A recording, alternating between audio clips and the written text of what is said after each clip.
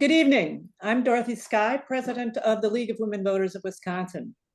I'm delighted to welcome everyone to the first session of our League's 2024 issues briefing honoring Jane Kirschenheiter Zimmerman. The common theme for the briefing is justice for all in Wisconsin.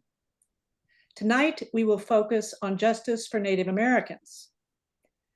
Now, I've had a little preview of tonight's presentations. It left me curious and excited to hear the full versions and confident that you'll be glad you joined us. Our first two speakers are Jason Schlender, the Executive Administrator of the Great Lakes Indian Fish and Wildlife Commission, known to everyone as GLIFWC, and Olivia Gower, the Litigation Assistant in GLIFWC's Division of Intergovernmental Affairs. Together, they will address Anishinaabe law, treaty rights and policies, especially those that affect land use and stewardship of wildlife and natural resources. Then Maria Haskins of Wisconsin Native Vote will discuss barriers to voting for the Native American population in Wisconsin and beyond. It's particularly appropriate to begin tonight with a land acknowledgement that has become a tradition at League gatherings in Wisconsin. Indigenous peoples have called the Great Lakes region home since time immemorial. The lands we stand on today across the state of Wisconsin are the traditional homelands of the Ojibwe, Dakota, Menominee, Ho-Chunk, and Potawatomi people. And the state remains home to 11 federally recognized tribes. These communities have played and continue to play essential roles in the social, economic, political, and environmental landscapes of this region. The importance of engaging and cooperating with tribal communities provides a frame for tonight's discussion. In approaching issues of policy, it's essential to work with those communities and to understand their various histories, perspectives, and understandings. Just one little piece of logistics before we start.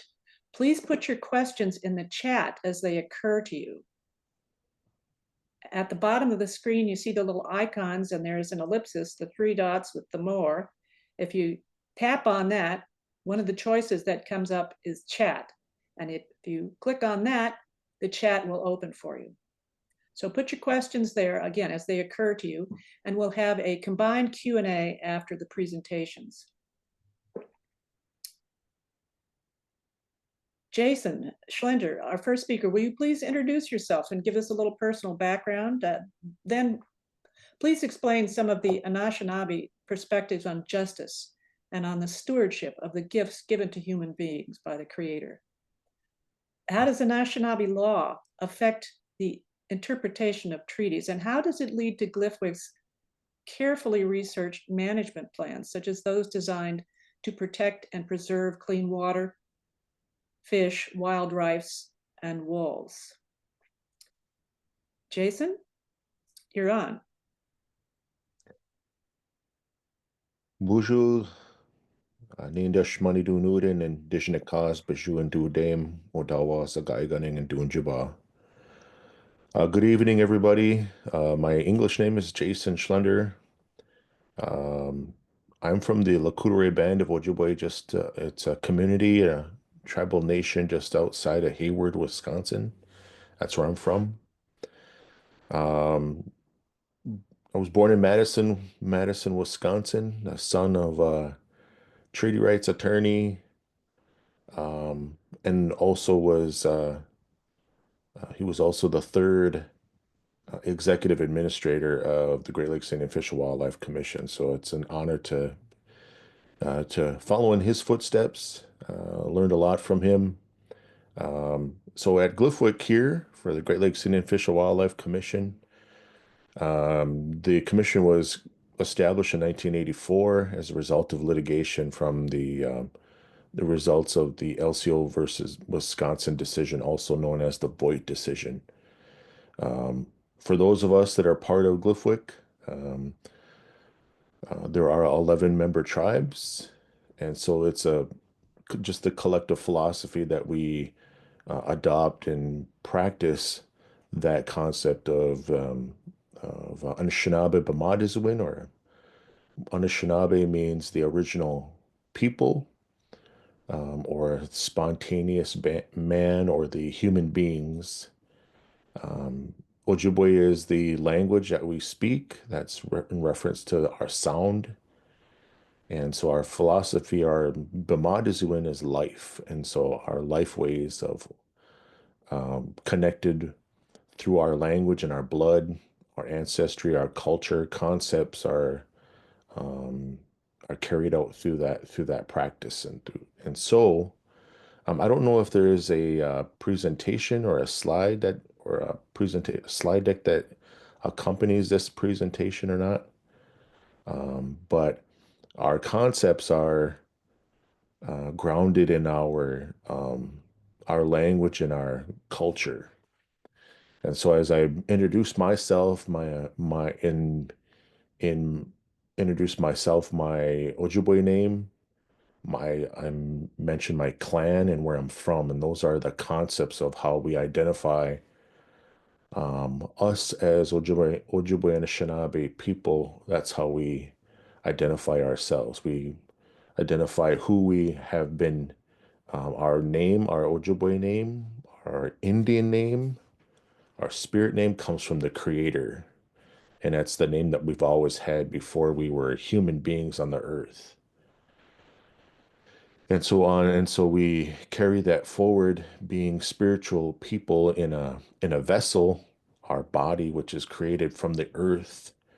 Our vessel, our spirit, our soul is held within this vessel. So that vessel being created from the earth is our connection to the earth. And so that's why those things mentioned um, in this presentation as far as our relationship.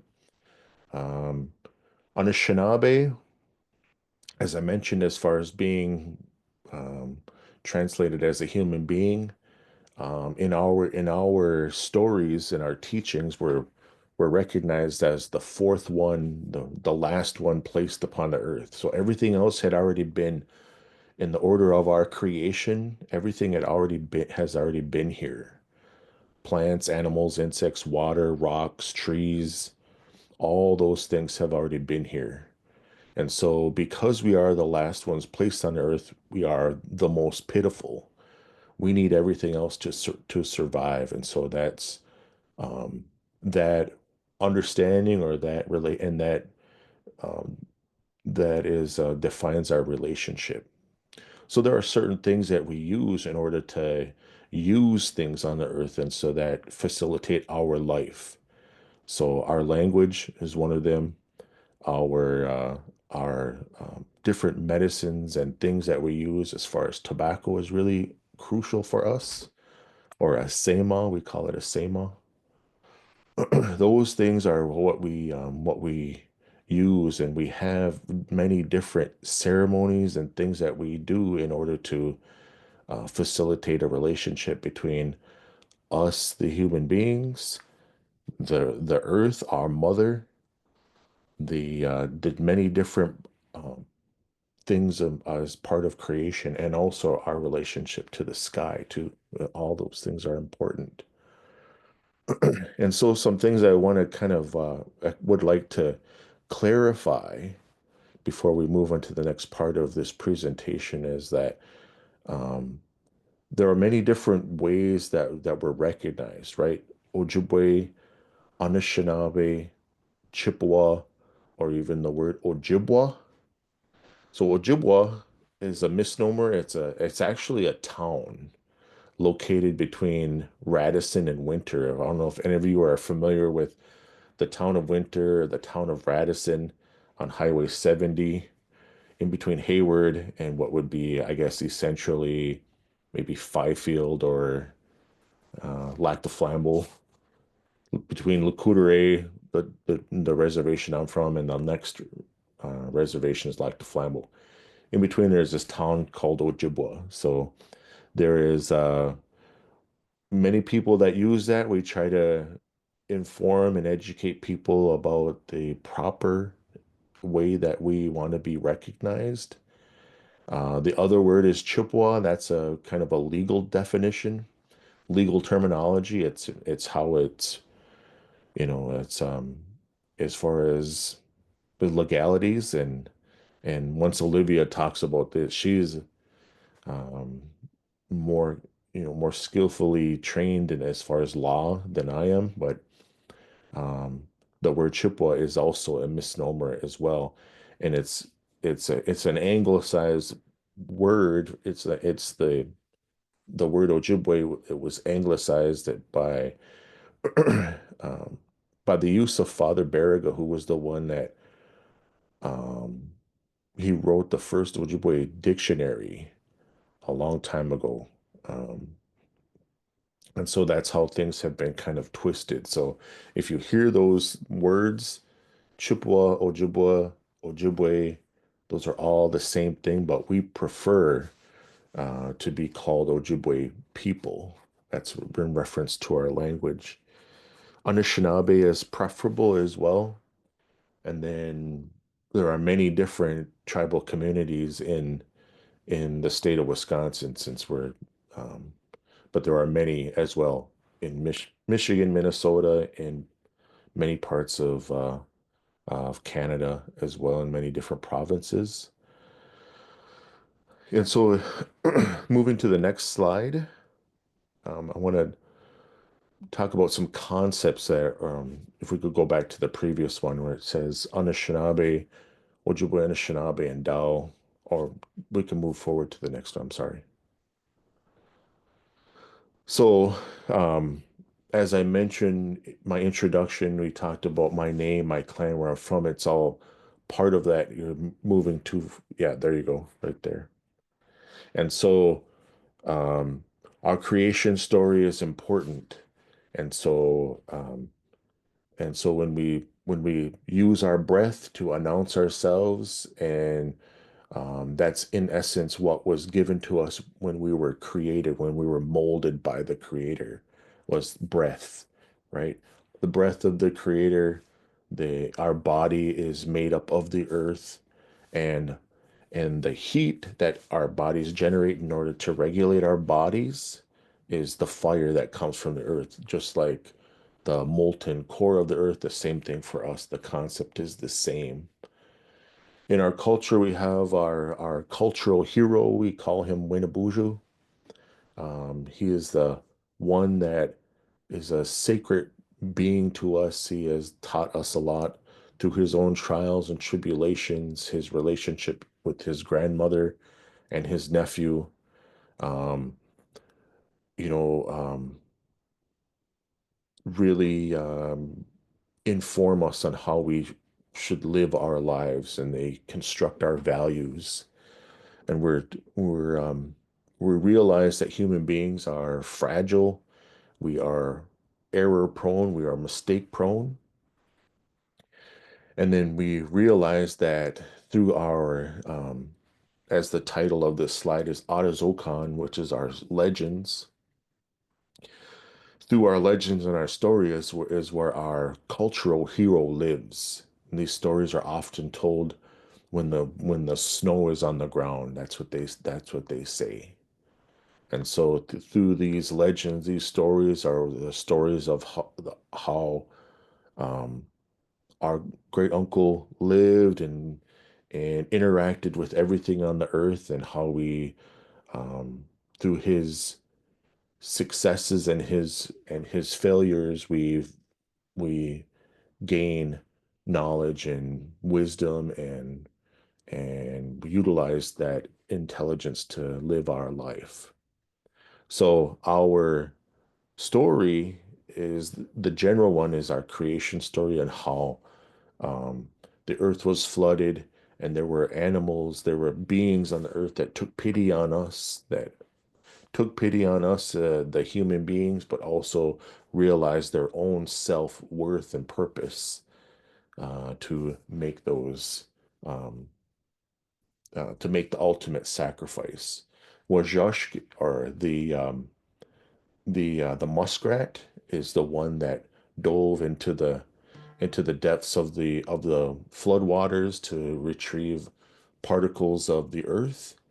And it was Mikanok, or the snap, or the turtle, the giant turtle, that gave of itself, so to a place for that those sediments to be placed upon the shell of the turtle, and therefore to regenerate life.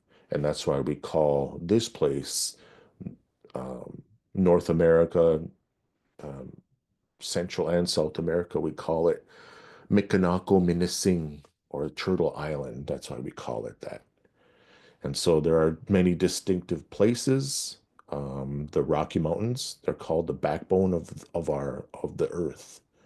And so, and that's recognized by many different tribes, like the spine of the turtle is in that concept there.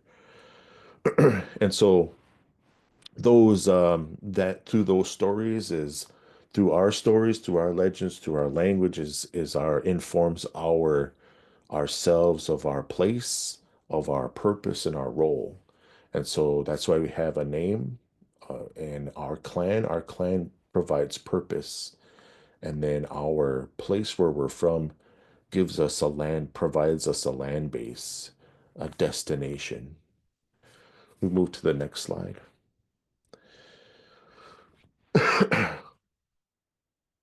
And so, after our creation, there was a long time of existence.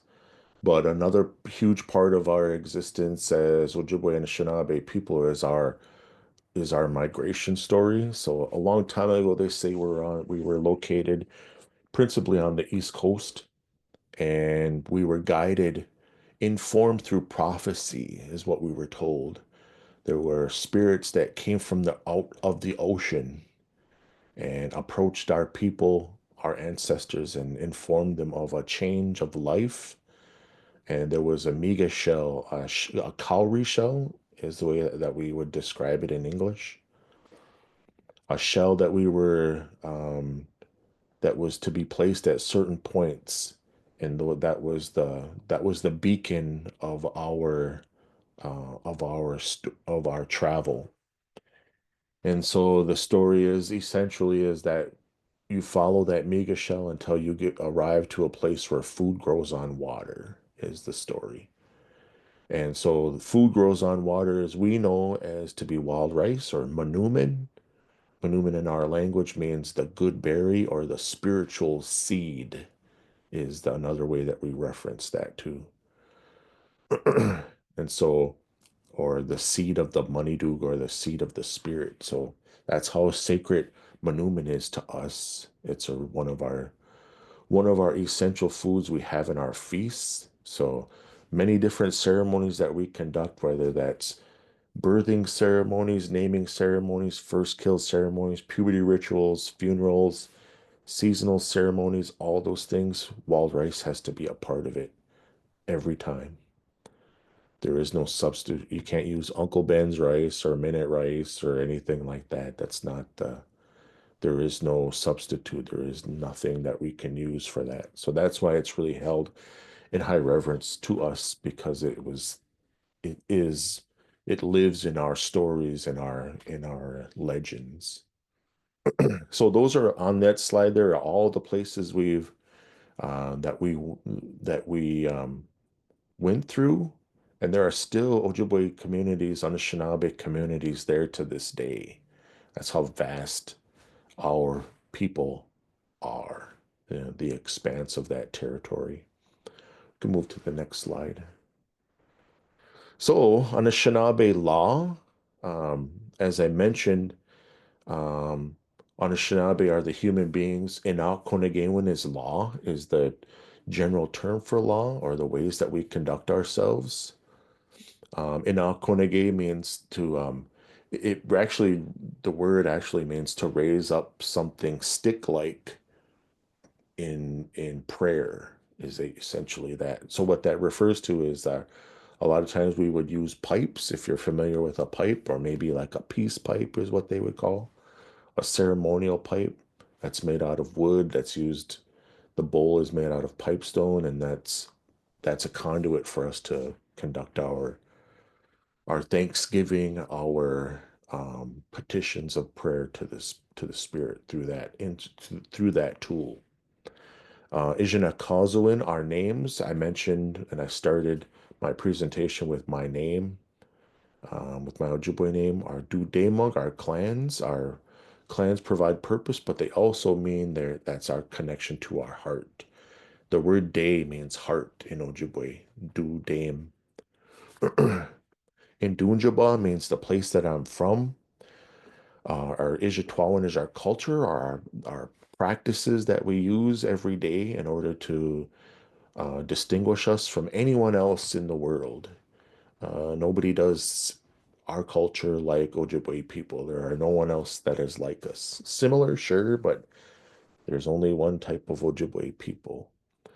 Minabomadiziwin is the concept of living in a good way. So if we have all of these things in place, our name, we follow the law, we use our names, we honor our existence, our clans, and we honor our place where we're from, and we practice our culture using our language, we are living in balance and in a good way.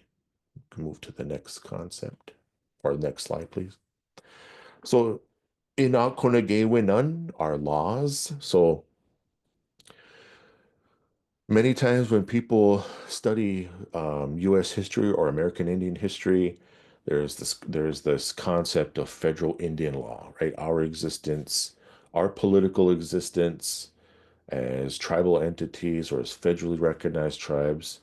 That's I'm not going to talk about that.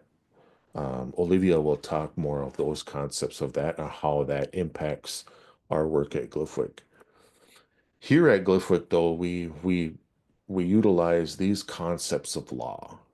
So the first one in money to Inal Konegewen is is the spiritual law. And so what that means is that that's the creator's law on how the creator made everything on of the universe, of the earth, of everything is our belief is everything that the creator made is of the creator's existence. So everything is of the creator is the way that we look at it. So everything has to be respected. It dictates respect. To violate that could be um, means that we could be without. And that is one of the reasons why we believe the flood took place, is that human beings violated the creator's law. And so we're told that with that is that the creator wanted to start all over again and was going to start all over new, but there were mm, different beings of creation that took pity on us, that spoke up on our behalf, and and saved us from from essentially being cleansed or wiped off from the earth. So Gagage, the next concept there is Gagage in Kunigewin. What that means is eternal law. It means forever. And so there are concepts of our existence from the beginning of time to the end of time. And what that concept is for us is our relationships to each other. So we think of it as my relationship to my mother, to my father, to my grandparents, to my great grandparents. And so that concept is maybe also looked at as like a seventh generation concept, like looking ahead or what has affected us, how we look back into our past affects us going into the future. And so one of the words that we use is Indani Kubijigan. Indani Kubijigan means great grandparent or great grandchild. It's means both, but what it means is to be connected. It literally means to be tied together. So that could mean like strands of our DNA are tied together or linked together. Our blood memory is linked together. A lot of those concepts. Gete in Alkonegawan means Gete means ancient. And so ancient law, as I is always is the concept of us remembering what has happened in the past. Our ancestors, our creation, those concepts of ancient law, thinking about things that have happened in the past, whether that's dinosaurs or all these different things, civilizations that existed before that have gone away. What does that mean for us, and how does that inform us on how we live? So that's Gete in Alkonegawen.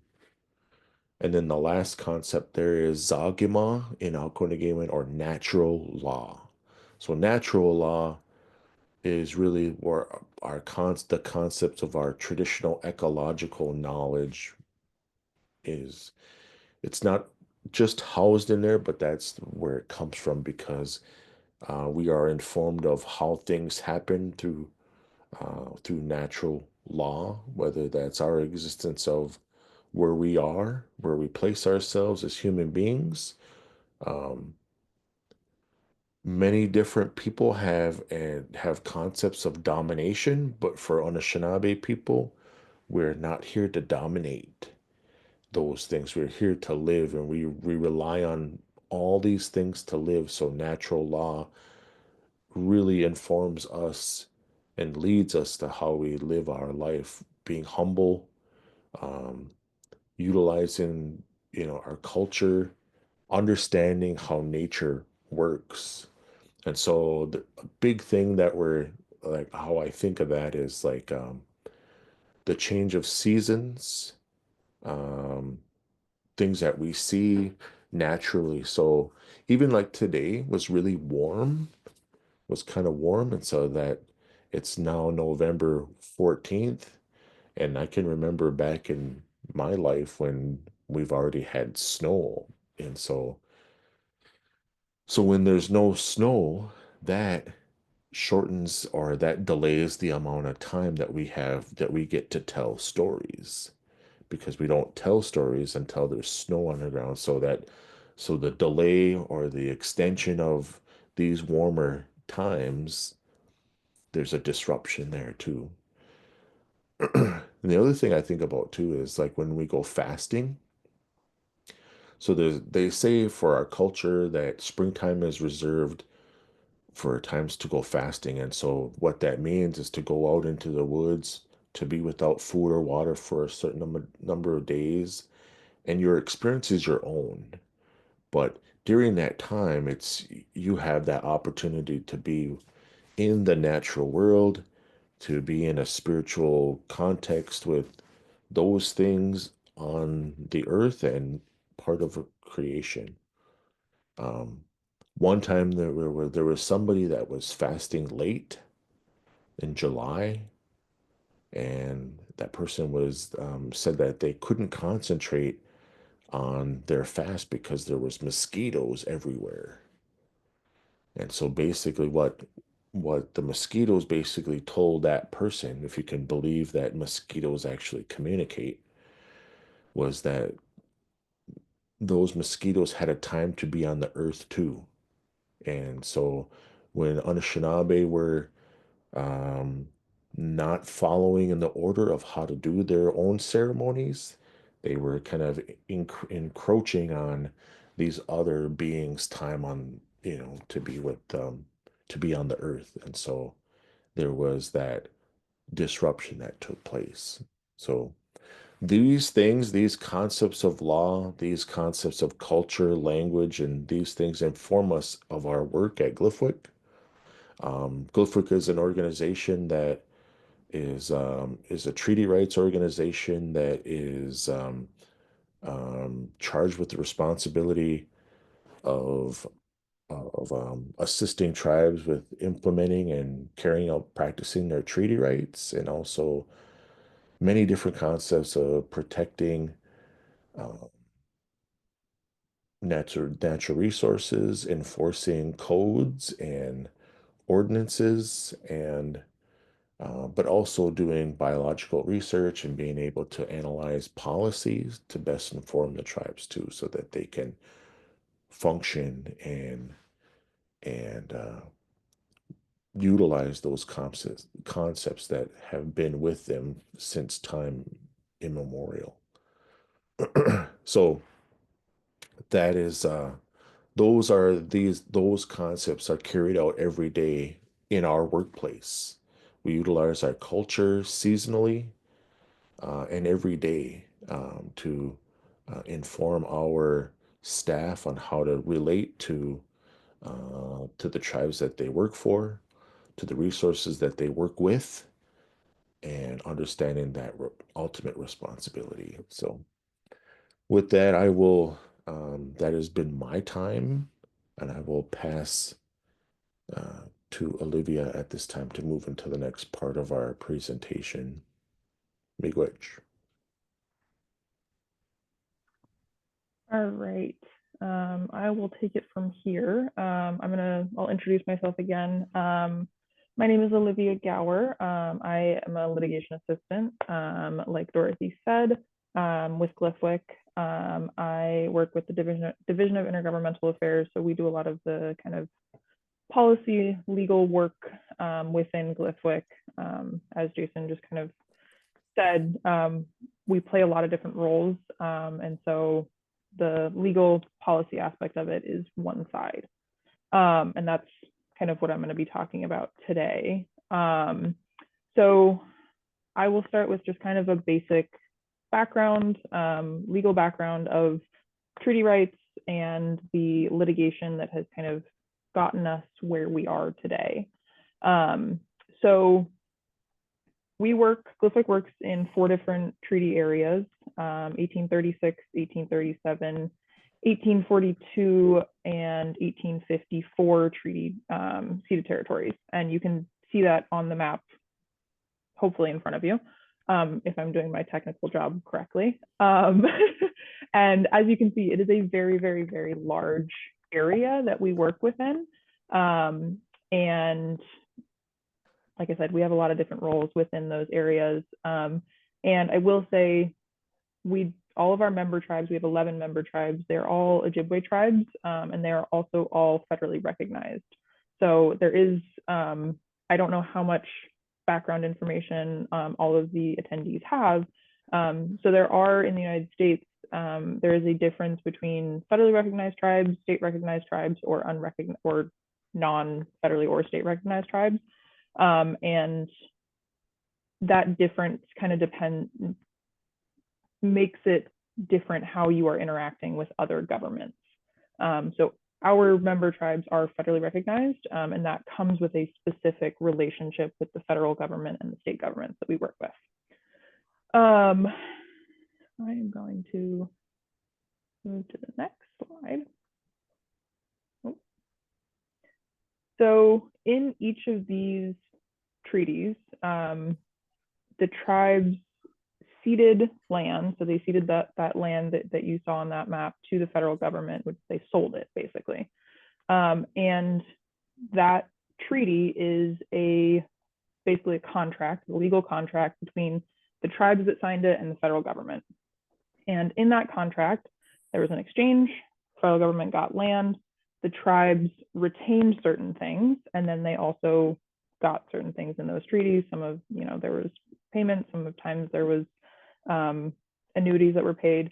But what I'm going to focus on is what they retained. And I do want to be very clear that these rights that we're talking about, these treaty rights to hunt, fish, and gather, are rights that were retained. They were not given to the tribes. If anyone was given something in these treaties, it was the federal government. And in the future, the states, as statehood came about. But the tribes have had these rights before the treaties, and they retained them.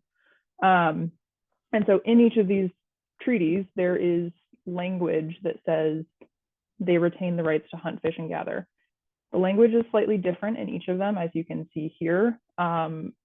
Sometimes the language is very explicit about, retaining the privilege of hunting, fishing, and gathering the wild rice upon the lands, the rivers, and the lakes included in the ceded territories. Some of them talk about the right of hunting on a ceded territory with other usual privileges of occupancy. So the language differs between the 4 treaties, but the general understanding is the rights to hunt, fish, and gather were retained in each of these. And again, what did they reserve? So after these treaties were signed, in the 70s, 80s, and 90s, there were a lot of court cases that after the states tried to regulate tribes and regulate tribal members and their harvesting, there were a lot of court cases that came about basically arguing that the tribes still have these rights. They retain these rights. And as such, the tribes have the right to self-regulate. They are sovereign authorities. And therefore, the tribal members should not be subject to state regulation of these reserved treaty rights. And so some of the major issues that were addressed in these cases were how to regulate this. But so in Wisconsin, as this is a Wisconsin organization, the LCOV Wisconsin case is one of the main ones that we kind of work within, and the regulation of how to kind of navigate tribal self-regulation within the context of non-tribal harvesters and settlement from non-tribal members. That's a very, that was a very large part of the LCO case, in addition to the reaffirmation of the treaty rights themselves.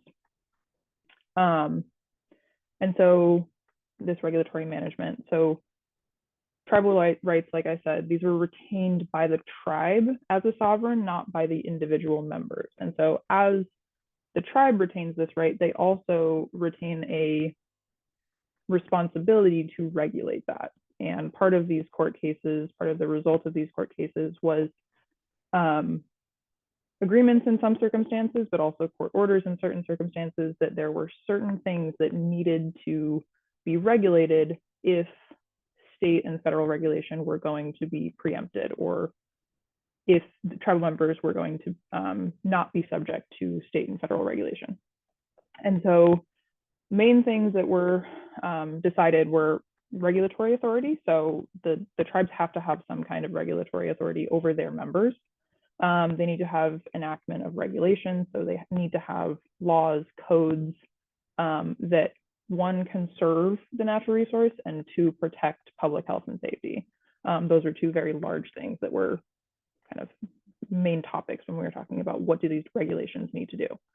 And then the ability to enforce those regulations and adjudicate violations. So they need to have some kind of enforcement, wardens, and then they need to have an adjudication system. So they need to have courts, judges, that kind of thing.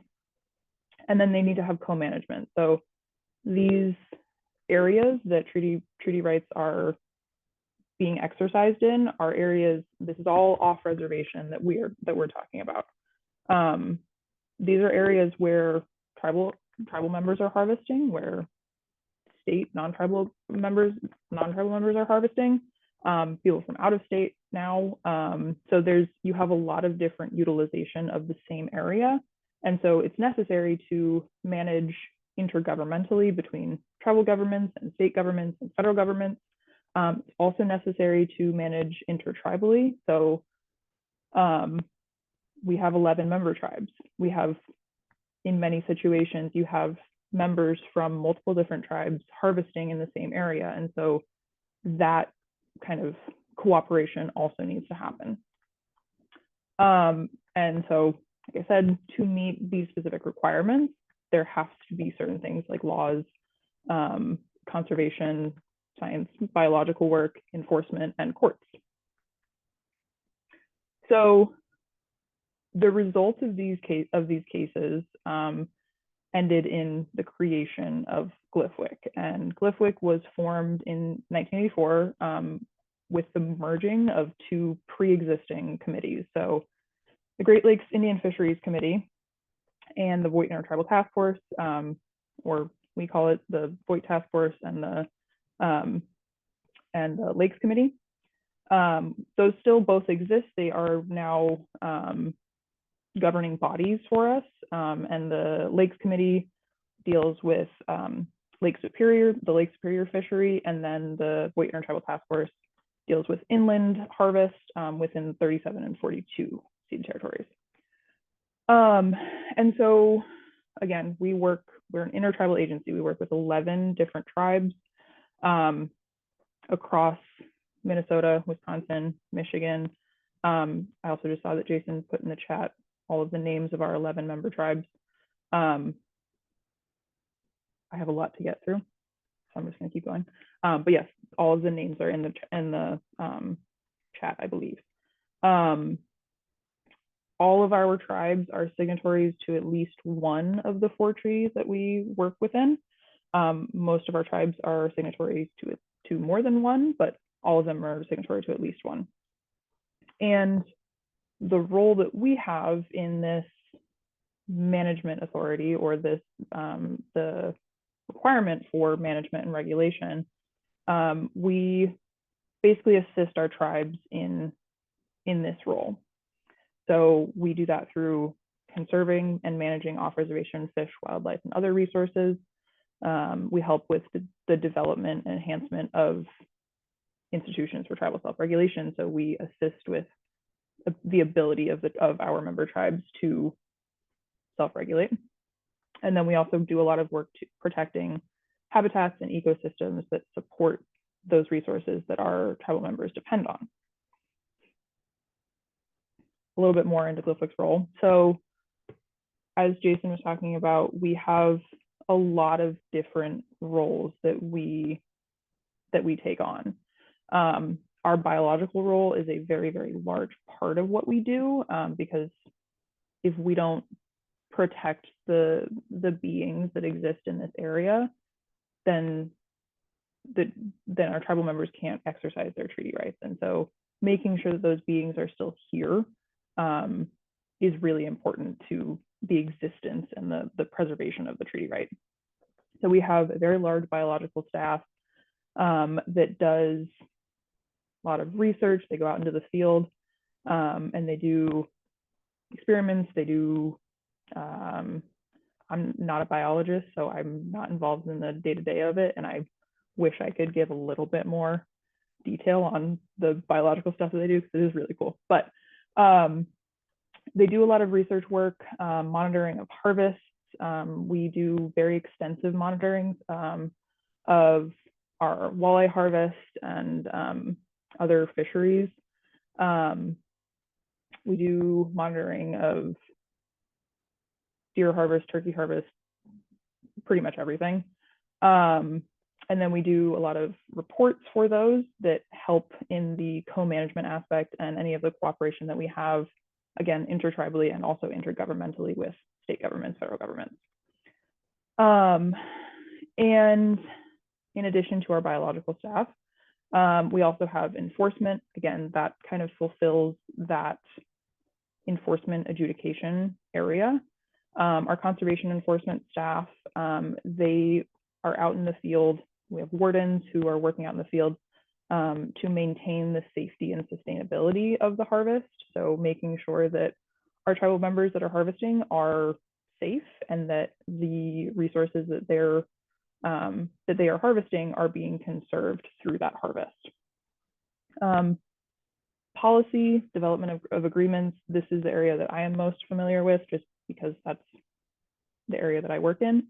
So our policy work, we do a lot of work on kind of rulemaking, and if there's a new law that is being proposed or some kind of policy, some kind of order, we do a lot of policy analysis work and commenting on draft policies or draft rulemaking to share kind of how that specific policy or rule might impact treaty harvest and treaty rights. We also do a lot of work with other governments. We have regular processes where we review the current regulations that we have and codes, and we update them. With working with natural resources are not stagnant. You know, things change. There are things like climate change, environments change. You know, the last winter is a very, very good example of that. So as these beings move in and out of places, and as our environment changes, then the regulations that are needed in response to that also need to change. And so we do a lot of work with adaptive management and how do we build that into our regulatory kind of scope. And then we also have a really good public information service. So we have a public information office that does a lot of education and outreach with both tribal communities, non-tribal communities, colleges, organizations like this, pretty much anyone that we can get in contact with to, you know, share the knowledge that we have about treaty harvest and the history of treaty resources and Ojibwe culture and community.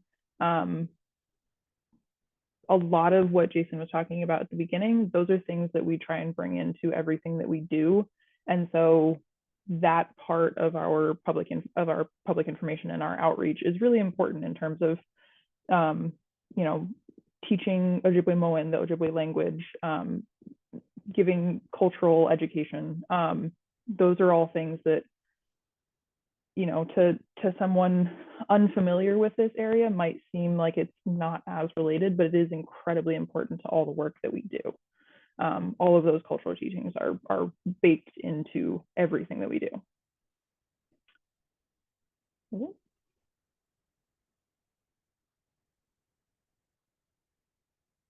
I'm gonna try and go to the next slide.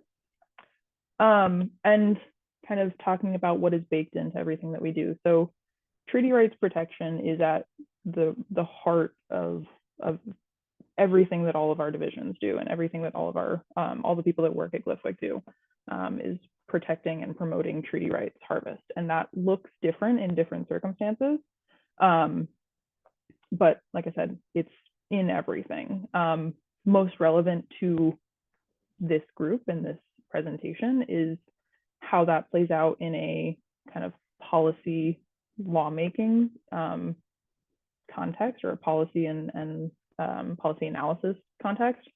And so we do a lot of commenting on rulemaking and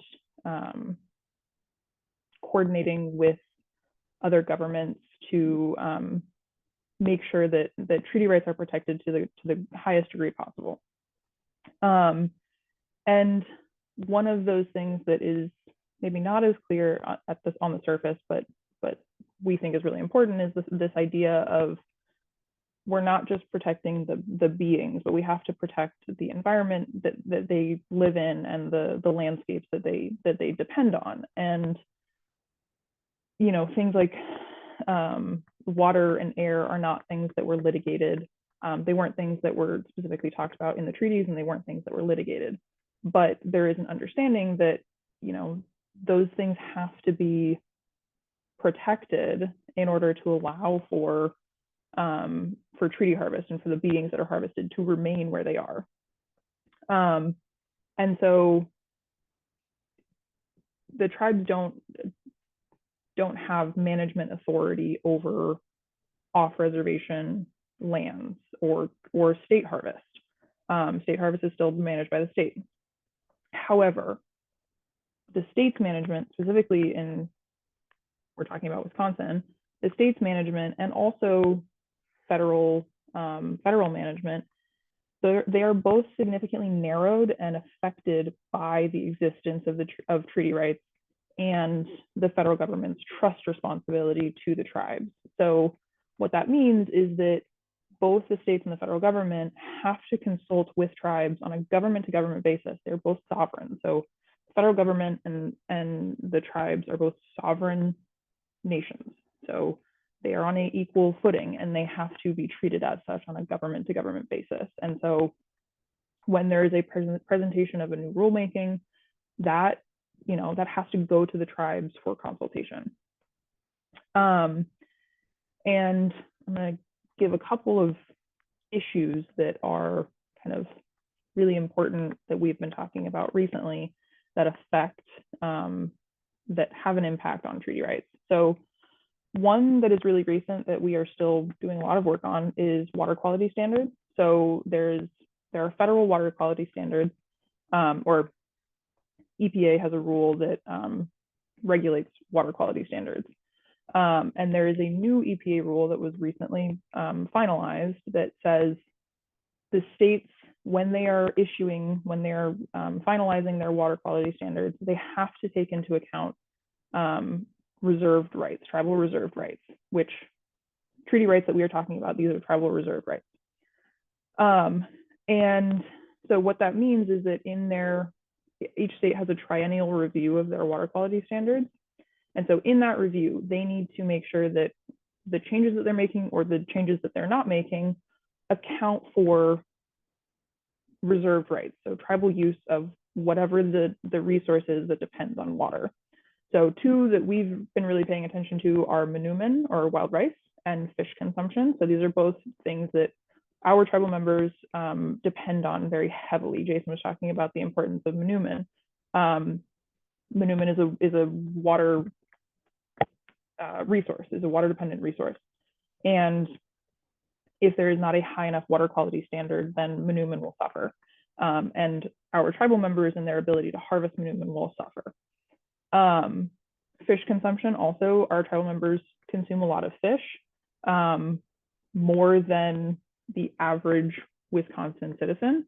And so when the state of Wisconsin is looking at their fish consumption assumptions, sorry, it's kind of a mouthful, they have to look at tribal consumptions, and they have to protect for the most vulnerable. And so if tribal members are consuming fish to a higher degree, the state needs to set their standards for like mercury and other contaminants at a lower level. So they need to be more protective, basically, to account for tribal consumption. The other big issue is Maingin, or wolf. So wolf has been a big kind of topic in federal legislation recently because of its kind of back and forth between being listed and delisted. Maingin is a really important being to the Ojibwe culture and communities. And we have seen most recently in 2021 that the delisting of this can be devastating to the wolf population. And those effects are felt by tribal members. And so the regulations around that are something that we pay a lot of attention to. Another one is chronic wasting disease. So chronic wasting disease is a prion disease that affects deer. And deer is also another being that Ojibwe tribes harvest very heavily, and our tribal members depend on it a lot.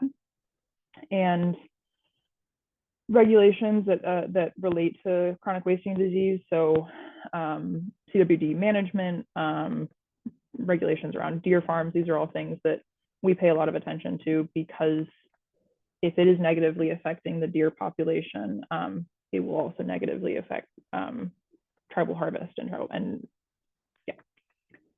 Another big one is climate change. This is kind of there's a lot of specific regulations that are involved in this, but you know, rulemaking that relates to climate change is really important to us, because I was talking about this a little bit earlier, but you know, as our climate changes, as our environment changes, as we get warmer winters, we have certain beings that might move away or might disappear from this area because the environment and the habitat is no longer hospitable to them.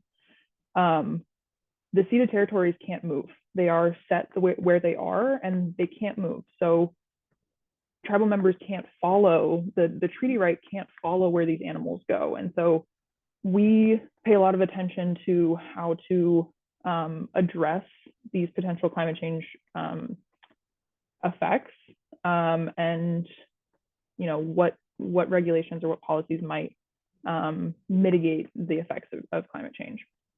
So these are some of the things that we pay a lot of attention to recently. There's countless others. I could keep listing things, but I don't have enough time to do that. So I will leave you with these kinds of things to think about. But in, I guess, my final ask or message would just be, there might be some things that you're like, oh, that doesn't, there might be some regulations that you see that are like, oh, it doesn't affect me, it's, somewhere else. But the protection of our environment, our habitat, these are things that have impacts on people, and a lot of times they can have really strong impacts on tribal members, and their ability to harvest. And so taking into consideration tribal uses, treaty rights, and this history is something that should be paid attention to, and that is what we try and bring attention to when we're commenting on policies. So I will leave you with that, and I will stop sharing my screen. Thank you.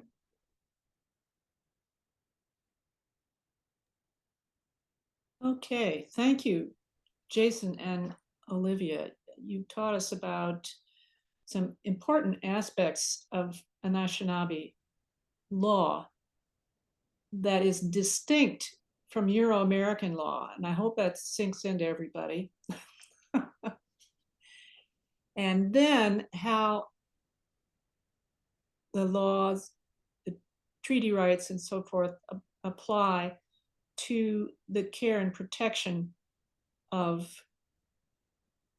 the natural creatures and the land itself. So now we're going to shift gears over to another aspect, and that is voting rights, exercise of voting rights.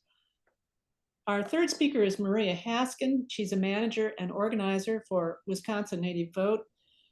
Maria, will you please introduce yourself and tell us about Wisconsin Native Vote and your role in that organization? And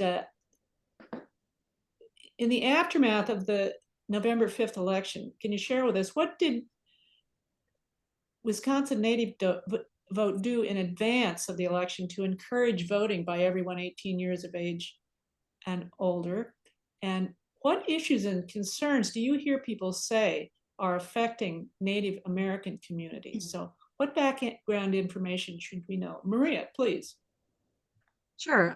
So buju kinenwe makinag niajigi guke nandegu wabasheshin dudem or dawazage alien dunjaba Anishinaabe minwa ona shamanang indao yote gana. So my name is Maria Haskins. I'm manager and organizer with Wisconsin Native Vote. I'm a descendant of the Lakota tribe in northern Wisconsin.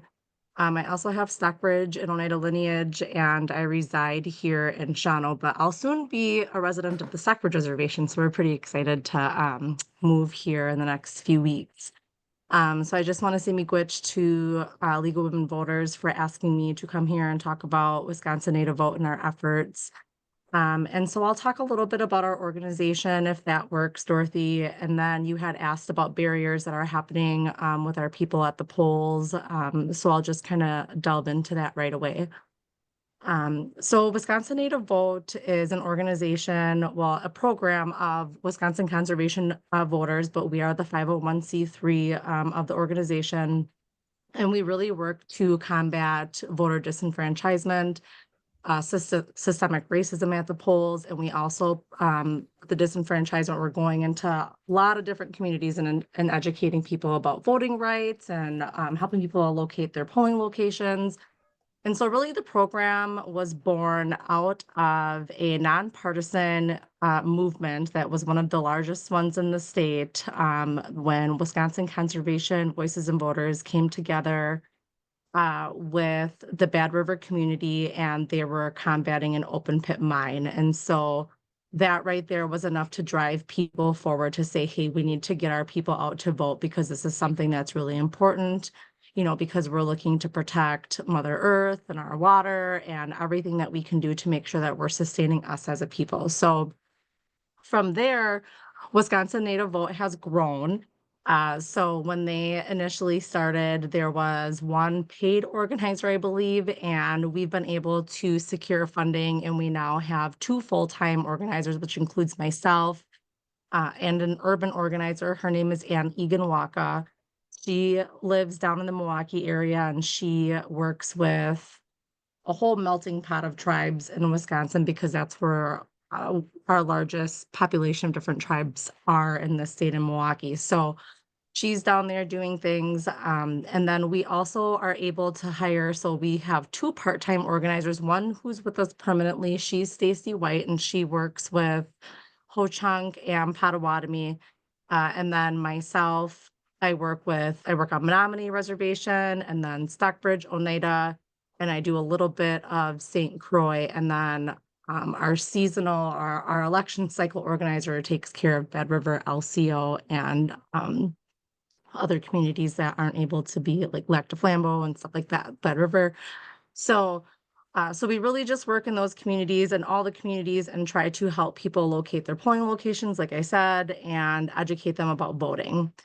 So Wisconsin Native Vote has been working a lot this year on how we can engage younger voters. So I don't know if people remember, but in the 2020 elections, we really worked hard as organizers to capture the vote of our elders because our elders have such a huge mistrust with the government because of history. And so a lot of our elders, it was talking to them about, what issues are you passionate about or what do you care about? And that was kind of our way to hook them in and help them get to the polls and cast their ballot. So this year, people just kind of weren't motivated. We had a lot of people who were just really exhausted with how life has been. And so a lot of our younger generation, a lot of the conversations that I had at area powwows, a lot of young people were like, I don't care about it. It doesn't affect me. I'm not about that life with some of the things that I heard. And so it was really just kind of having those real life conversations with young men and women about, your vote is your voice. And a lot of those conversations coming from, I bet your grandparents or your great grandparents weren't even classified as citizens to be able to vote. What can you do? Can you think about them when you're casting your ballot, the ones that couldn't vote, or some people, maybe they were passionate about women's reproductive rights, or maybe people were passionate about what's going on in their communities. A lot of the things that I found in speaking to people, especially my elders, was talking about, we always want to make sure that Mother Earth is taken care of and we're doing all these things. But unfortunately, a lot of my relatives are suffering from addiction right now. And so a lot of our conversations kind of got veered to the direction of, what can be brought into our Indigenous communities to help our relatives who are really struggling. So a lot of those conversations were had. And I think that in having those conversations, you kind of got to be ready for some of that to get a little deep because these things can really hit close to home when you're coming and talking about them. So, to that effect, a lot of those conversations were being had while we were tabling. So some of those efforts, and speaking to people are done by being present at powwows. We were present at a lot of round dances this last year, hosting events. So we hosted a huge Milwaukee brewer event. We were able to do a brewer tailgate and get 77 tickets to each tribe in Wisconsin and bring donations down to the Milwaukee Brewer baseball game. And we had color guard and we had opportunities to register to vote. And it was really, for me, a monumental moment. It was just so amazing for Indigenous people to be on the screen that day of a sports gathering. So national television, elders were on there. We had vets on there. They were drumming. They were, singing songs. And So it was a really good time to just have like unity with everybody. So that was one thing that we did. I had talked before about looking to engage like our young voters, and so it was like getting creative with different events to bring them in. So the Milwaukee Brewers event was something that we did, and then we also were able to host a couple of basketball tournaments in different communities. So we hosted one in Bad River and one in the Menominee community, where they were able to do a 3-on-3 tournament, and we had a photo booth in there and people were taking goofy pictures, and we had food come in. And it was a bit closer to elections, so we weren't able to register anybody to vote, but we were still able to help people find their polling locations, and we were still able to talk to people about the importance of voting, especially our young ones that showed up. Some of them didn't register to vote early, but we were able to talk to them a lot about being able to register the day of election. So quite a few people, that came to those tournaments, they did end up registering the day of elections and casting their ballot. Another thing that we have been doing is looking at going into universities and tribal community colleges and seeing what we can do to partner with those student governments so we can get young people from, our TCUs to cast their ballots. They care about education. There's different things that they're going to school for that they're probably passionate about. So we're really looking to make teams with them to kind of get them out and volunteering and do door knocking and stuff like that. For this year's election, we did a lot of your traditional canvassing. We did door to door, we did phone banking, we did text banking. We were going to get creative and host like an online, it's called My Balbo. It's an app that people are using, and it's basically a town hall discussion that people are able to do right at the tip of your fingers on your cell phone. We weren't able to do that, but they're doing that in other states. I thought that was a really neat thing to do. So we're going to look at doing that. And then like our goals for next year. So we've been able to keep the momentum across the state and tribal communities, even though voting, like people just weren't motivated this year, but we were able to maintain momentum. Previous elections, we did help voter turnout to get boosted quite a bit. I want to say in Red Cliff, it was like by 130% in 2022 elections, I think it was. LCO, I think, has had a great turnout too. I think your numbers have boosted, and Menominee, I think we stayed the same and kept some momentum there. So really, we're going to be looking at how we can boost that even higher this year for the spring elections. We know that there's not going to be people typically aren't super motivated for Supreme Court, so we're going to look for interesting ways to be able to, engage people to get them to the polls for the spring elections.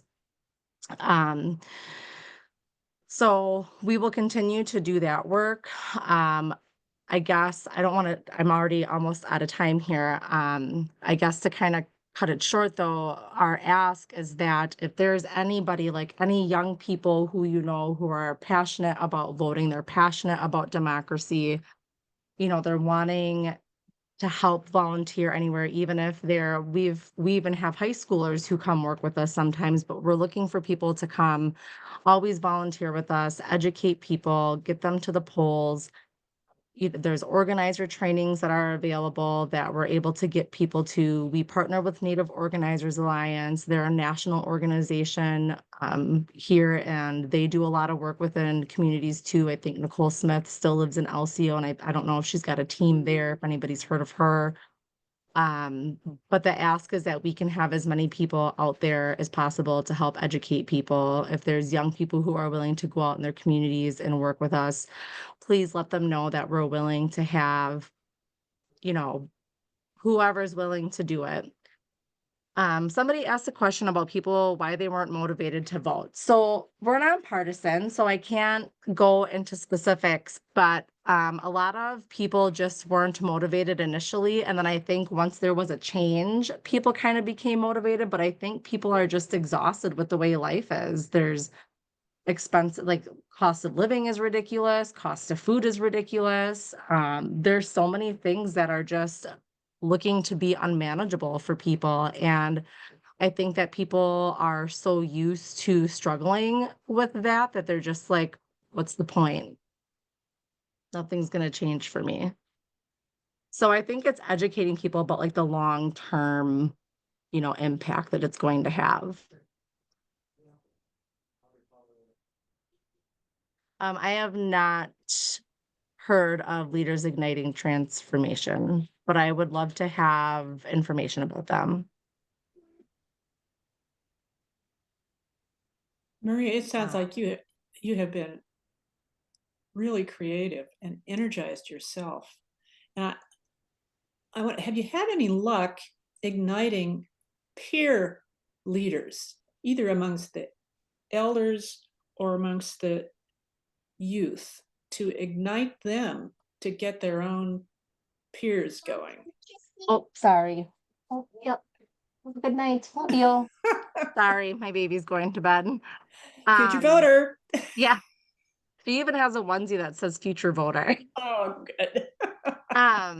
I'm sorry, could you ask that question again? Did you ask if we had ways to ignite? What was that question? Peers, and Peers. among the either the you mentioned the elders and the youth, so either amongst elders or youth, any strategies that have worked to ignite peer leaders to get their own cohort going on voting and So registering? that's actually something that we're talking about right now, because I just met with somebody from the Menominee Reservation and she's looking at wanting to do a youth council. And I know that St. Croix also has a youth council.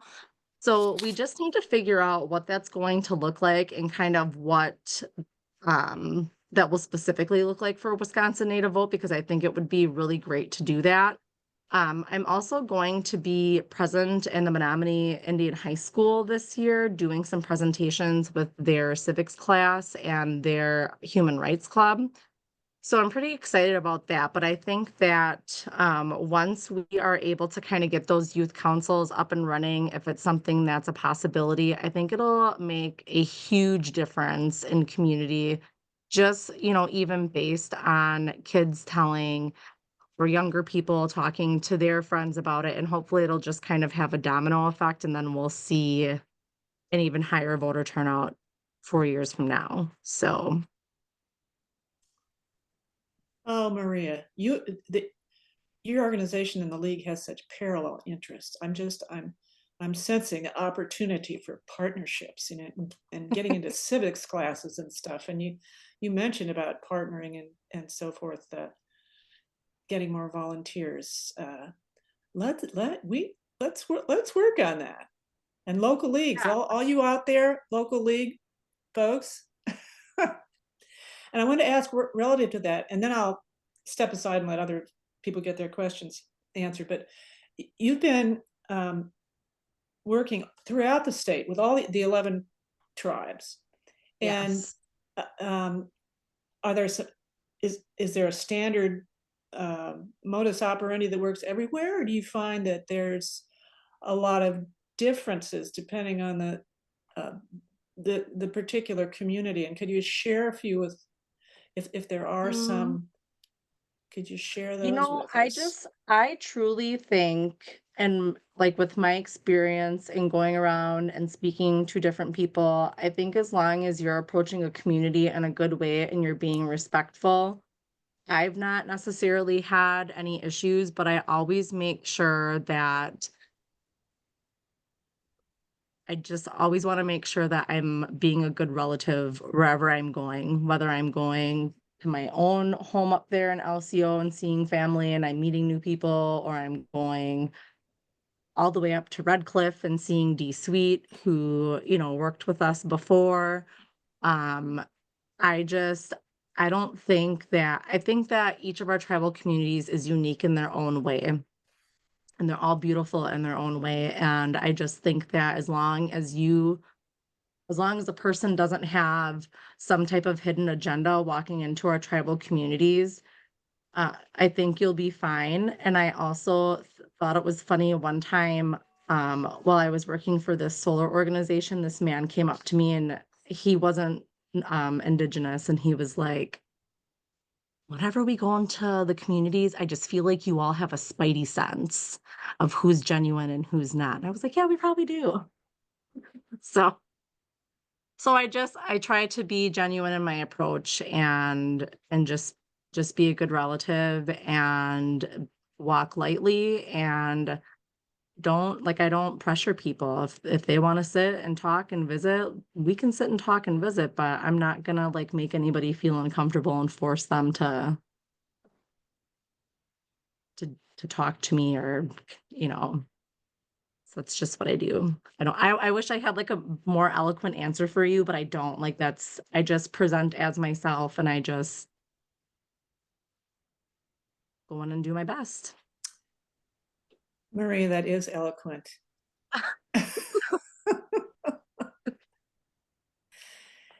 Yeah, that sounds and feels good, genuine, humble.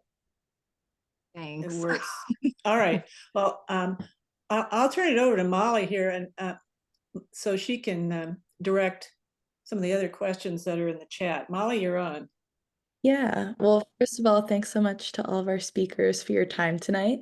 I'm just going to run through the questions in the order that they were put in the chat. So I'll just start off by addressing the question to whoever was presenting at the time, unless it's specifically addressed to someone. But, everyone, you guys have the floor. So if anyone wants to add on, add additional thoughts, please do so. So the first question, I believe this was during Olivia's presentation. Do the Tribal Treaty Natural Resources people report to GLIFWC? So Who's that? Yeah, who are the Tribal Treaty Natural Resource people? Who are? You want to clarify, Lou? Yeah. I know Red Cliff, and they have a treaty natural resources department. And I know that they relate to you, but I don't know if it's a reporting relationship or simply a collaborative relationship. Okay. So the difference between GLIFWC and the tribes is that we are primarily focused on off-reservation areas. So Gotcha. Red Cliff will take care of their treaty and natural resources within their boundaries, and we don't have any say. That's not any of our. We don't have any authority there, and our authority solely lies within the delegated sovereignty of Gotcha. that was given to us by the tribe. So we whatever the tribes want from us they're the ones that provide direction to us. So we're not although we're an independent tribal organization, we get our direction from the tribes. They're the ones that direct us to implement different things, or they provide direction for us. So yeah, we communicate with each other with other tribal conservation organization departments, tribal treating natural resource things as far as statistics and data resources and things like that, but we don't interfere unless there's a technical request for us to provide anything to Well, in case people don't know, you provide excellent language materials and audio visuals and printed materials that I'm familiar with. I think it's an impressive group. Thank you very much. So the reason why that is, one thing that myself and Olivia, we didn't get a chance to touch on, is that once the decision was handed down, there was a lot of misinformation. And so there was a lot of years of protest from non-tribal people that were actively opposed to tribes practicing their treaty rights. So there was a lot of violence that were exerted towards tribal members. There was and so the state and the federal government had to intervene. So as a result of that, GLIFWC formed or utilized media and different outlets in order to educate and to disseminate truth, statistics, facts, all those things, to get the information out about what we're doing, what tribes are doing, who tribes are, what treaties are. We're not taking all the fish. We're not, we're not, everything that we that we harvest is monitored, counted, everything, every single thing. We're the single most regulated people, I would say, in the world, I would say, argue that. And so it's a tough um, reality, but we're proud of the statistics because the United States, whether that's federal agencies and state agencies, rely on that information. Right. So we're proud to Yeah. provide.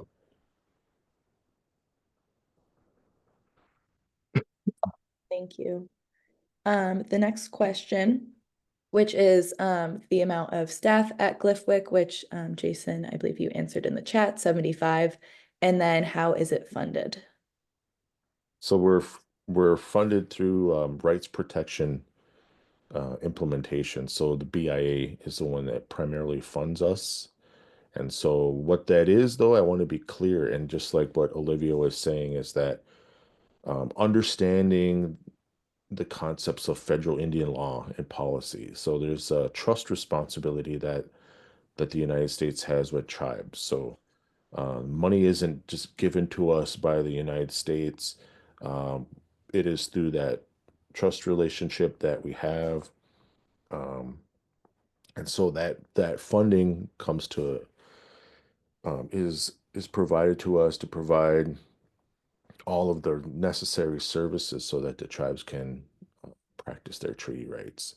But it's also utilized in a way to support cultural and language revitalization, resource rehabilitation, and different things like that as well.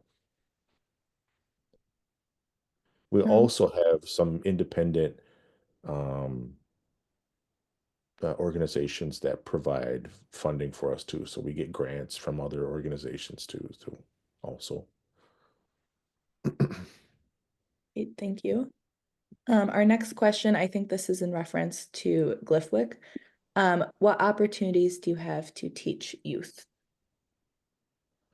We have a lot of opportunities. So we have an outreach specialist in our public information office. So Jenny Van Sickle, she's on this actually here. So she does a lot of work of reaching out to our, many of, non-tribal communities, schools, universities, colleges, doing that part to interact.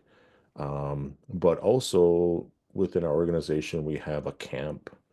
We call it Camp Onjia King, which is done by or facilitated by our enforcement division.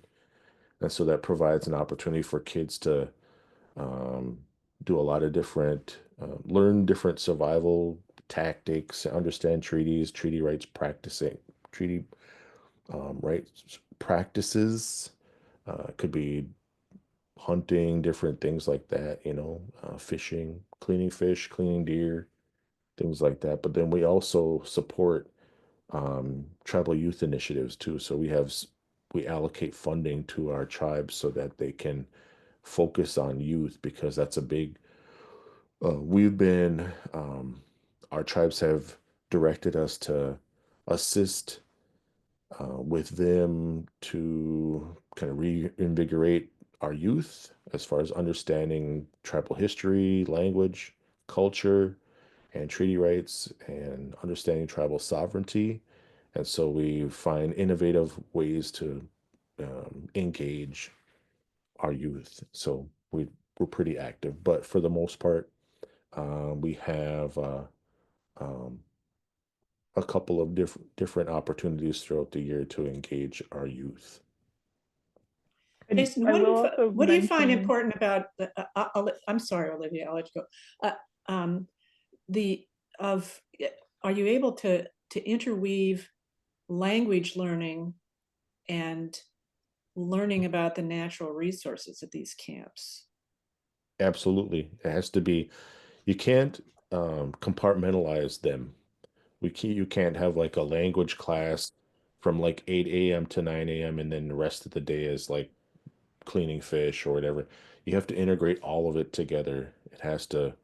That's how it has to be infused all together. So, and that's part of our mission at GLIFWC is we infuse language and culture into every aspect of our work. So understanding those concepts, understanding the philosophy of Ojibwe people is important for us to, one, to retain our identity, our connection to the earth, and and recognizing our relationship to history, our ancestors, and also future generations too, so that all of that is all connected. Excellent. Olivia, I interrupted you. Please. I was just going to add on that another kind of, I would classify it as a kind of youth program to a certain extent. We also have an internship program. My position is a result of being an intern, so it's successful, I think. But we have an internship program that we do every summer. It's anyone, I believe, who has graduated high school, and we have programs that are in all of our divisions. So we have programs that are where we have positions that are biological in nature. We have some that are based in outreach. We have some that are based in policy, legal department.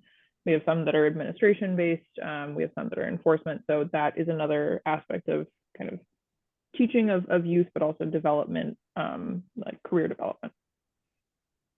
Right.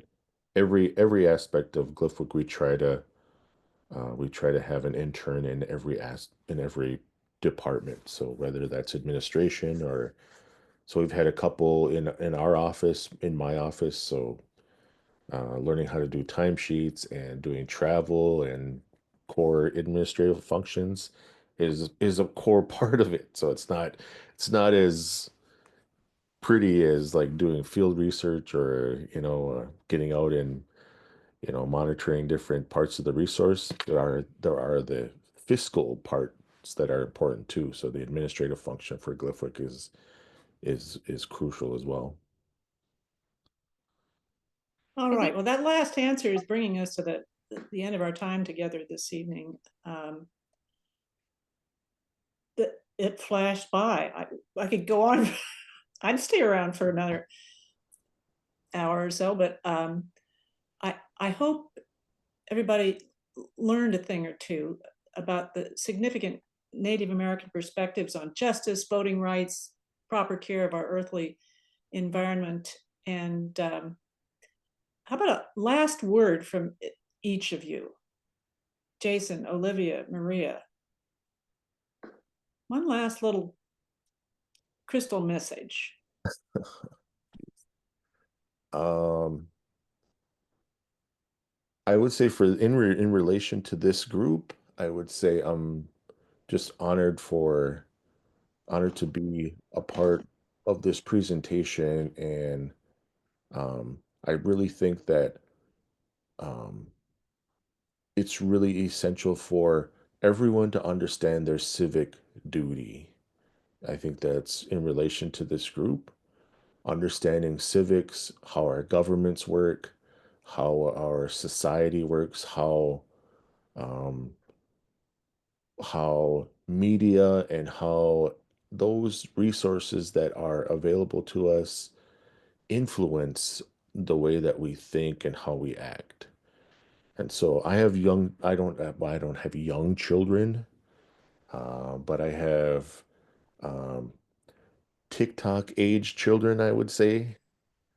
And that medium, social media, is what helped assisted my children in being able to vote. This was their first election that they were able to cast their vote. Talking to them about history and things like that bores them from having to listen to their dad. But if I send them little TikTok videos about little snippets about candidates and history and culture and American history and things like that, they started to understand the importance of and understanding their role. And I feel like we have to do more. Like GLIFWC plays a huge part being able to kind of disassemble, foundations of imperialism and oppression. And what I mean by that is when we can teach our children how to sustain themselves and how to take care of themselves, then they kind of free themselves from some of those colonial restrictions. So um, teaching my kids how to hunt fish and gather different things makes them less reliant on a lot of things like going to Walmart and going to Quick Trip and McDonald's and things like that. So they take pride in who they are. So um, I don't know if that's a message. I would just say, That's a great I don't, message. That's a wonderful message. Thank you. right. And, Olivia, I want to get a last little thing from you, and Maria, I want to get yours too. But Maria, if you're comfortable, would you put your contact information in the chat so that local league members who might want to follow up with you about voting, getting out the vote projects. But Olivia, a final word. Sure. Well, I just want to say thank you for having both Jason and I and inviting us to speak. I will keep it short. I will echo everything that Jason said, not about his kids, because that's about him, but all of the, other things that he said. I'll echo all of that. But I will also just say I appreciate the want to learn and to hear what we have to share, and I encourage you to keep doing that, keep learning. I will also plug our website. We have a lot of good resources, historical, contemporary, about language, about so many different things. So great resource. Please visit it. Please keep learning. Learn whatever you can. Thank you. Excellent. Thank you, Olivia. Maria, a little wrap-up message? I just also wanted to say thank you for having me here today. I just wanted to take the moment to apologize. My elder, my mentor, her sibling passed away, and so I've been kind of scattered today helping her take care of her great grandbaby because she's got custody of her. So it's been kind of a day, but I would just encourage everybody to be strong allies, and as Olivia said, continue to learn and educate yourselves. I think that people who, in my experience, who may not have Indigenous background or lineage, I hear a lot, I'm scared to ask, I don't want to be offended, or if I ask, what if somebody gets mad? And I just always say to them, I would rather have you ask than just assume, or just not know at all. So I would encourage everybody here to continue to be allies. And I just want to say, our voting work will continue. I know that I had mentioned a little bit about 2024 elections, but just another, tidbit, we're working with Native American Rights Fund, and if anybody's able to work with us in these elections, that would be great.